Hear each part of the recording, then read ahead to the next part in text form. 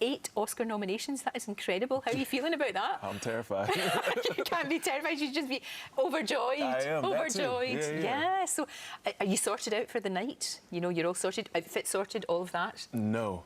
So if you have any suggestions, I would love to hear them. Okay, I know a man who will. Our Mark Hayes could sort you out. Oh, well, thank you. But this is, I mean, this lemon outfit, this is really great. So I'm thinking maybe you know something that I don't. Well, we'll have a chat afterwards. All right, I appreciate that. We'll have a fashion chat afterwards. What an amazing story. It's your story, obviously, and your story to tell. Watching that on screen that first time you saw the movie, what was that like for you? Well, you know, it was one of those surreal moments, you know. It really resonated with everyone, not just people who happen to be from that poor part of Miami. Globally, it has. Have you been surprised by that and the reaction I have. you've had? You know, I wish I'd known. Maybe I could have got my poker face together. But I am genuinely surprised when people walk up to me from, you know, being at the Ritzy in Brixton, or, you know, over in New Mexico. People have just been sending in messages saying that, you know, thank you for telling the story. I see myself in the story. Of course, we all know, you can identify with someone or you know someone, that's the thing. But growing up in that area, you grow up, you're poor, you're black and also gay. That is very, very difficult, I would think. You know, you've got all of these things against you. It's no roller coaster, yeah. But look what you've done. Oh, well, look what you've done. It's incredible. And what a journey from there to next week being on that red carpet. Yeah, well, I had the help of some amazing people, like, you know, Mahershala Ali and Barry Jenkins and A24. They saw this story and said, this is something that we need to share with the world. With the help of some incredible people, here we are. But you could have sunk, that's the thing, but you didn't. I mean, well, and that's the message, right? Absolutely. That when we come from a place where people are constantly trying to tell you who you are and force you into boxes, we can watch our young people really implode on themselves and really go away from the world, and we miss those gifts. We miss the gifts that they could have shared with us because we spent so much time trying to peg them for something. Sure. And so, you know, this is a story about redemption in that way, a story when someone finally finds a way throughout that path to see a life for themselves.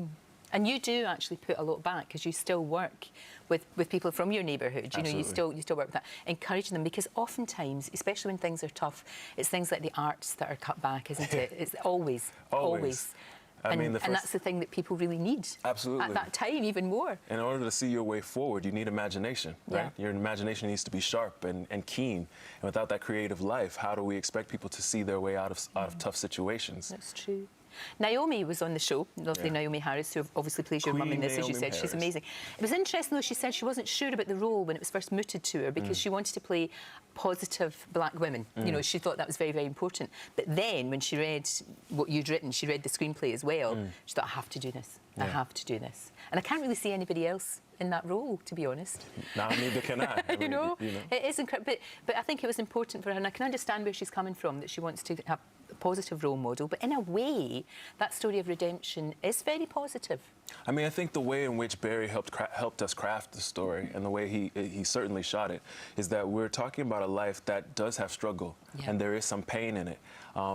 And that is what life is for most of us. There's some pain and struggle in it. But then there are these moments that sort of break through. Peter Brook talks about, you know, cleaning the window, and when you clean the window, all of a sudden the light can shine through. So, but you've got to wrestle with the muck. Sure. You know, you've got to wrestle with the dirty. And so I think that's what the film does. It sort of shows us how we can wrestle with the parts of us that are not necessarily the most easy, but then we let the light shine through. And Naomi is a beacon in that role. She's all of a sudden you see how her light just sort of lifts up. Sure. I wish you all the best. I really do.